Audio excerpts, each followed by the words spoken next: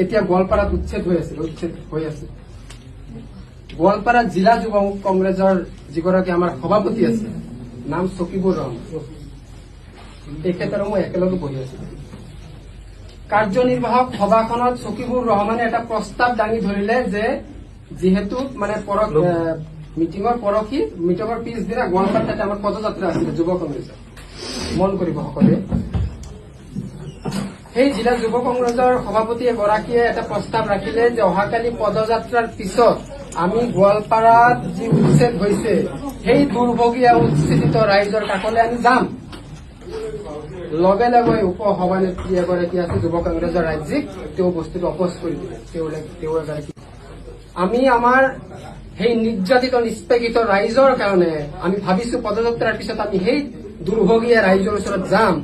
এই বস্তুটো তেওঁলোকে অপচ কৰি দিলে তেওঁলোকে নাজানে তেতিয়া তেওঁ প্ৰশ্ন কৰিছিল যে সেইসকল কি বাংলাদেশী নেকি সেইসকল কি বিদেশী নেকি যে আমি যাব নোৱাৰো তেতিয়া বিষয়ববীয়াজনে কলে সেই আমাৰ যিজনে অপচ কৰিলে বিৰোধ কৰিলে আমি নাযাওঁ সেইজনে কলে আমি যাব নোৱাৰো আমি উচ্ছেদস্থলী আমি যাব নোৱাৰো তেনেহলে ভাবক সেই দলটোত মই কেনেকৈ থাকো নিজৰ জাতিটোৰ ইমান পিছপৰা শ্ৰেণীটোৰ এই দুৰ্ভগীয়া লোকসকল উচ্ছেদত ঘৰ দুৱাৰ নোহোৱাকে ভাগৰি ফুৰি আছিলে আমি এটা প্ৰস্তাৱ লওঁ আমি তাত যাব নোৱাৰো গতিকে সেইদিনা মই মনস্থ কৰিছো যে জীয়াই থকালৈকে মই এই দলটোত নাপাম তেনেকুৱাকে এতিয়া গোৱালপাৰাত উচ্ছেদ হৈ আছে গোৱালপাৰা জিলা যুৱ কংগ্ৰেছৰ যিগৰাকী আমাৰ সভাপতি আছে নাম চকিবুৰ ৰহমান তেখেতৰ মই একেলগে বহি আছো কাৰ্যনিৰ্বাহক সভাখনত চকিবুৰ ৰহমানে এটা প্ৰস্তাৱ দাঙি ধৰিলে যে যিহেতু মানে মিটিঙৰ পিছদিনা গোৱালপাৰাত তাতে আমাৰ পদযাত্ৰা আছিলে যুৱ কংগ্ৰেছৰ মন কৰিব সকলোৱে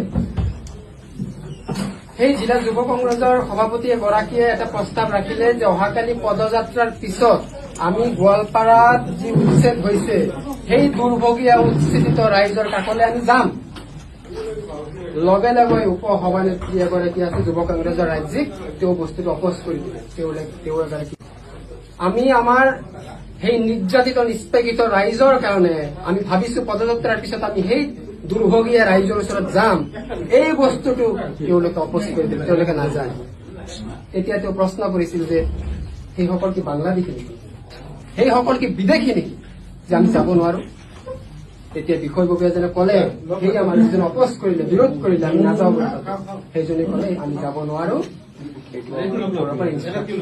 আমি উচ্ছেদস্থলী আমি যাব নোৱাৰো তেনেহলে ভাবক সেই দলটোত মই কেনেকৈ থাকো নিজৰ জাতিটোৰ ইমান পিছপৰা শ্ৰেণীটোৰ এই দুৰ্ভগীয়া লোকসকল উচ্ছেদত ঘৰ দুৱাৰ নোহোৱাকে ভাগৰি ফুৰি আছিলে আমি এটা প্ৰস্তাৱ লওঁ আমি তাত যাব নোৱাৰো গতিকে সেইদিনা মই মনস্থ কৰিছো যে জীয়াই থকালৈকে মই এই দলটোত নাপাম তেনেকুৱাকে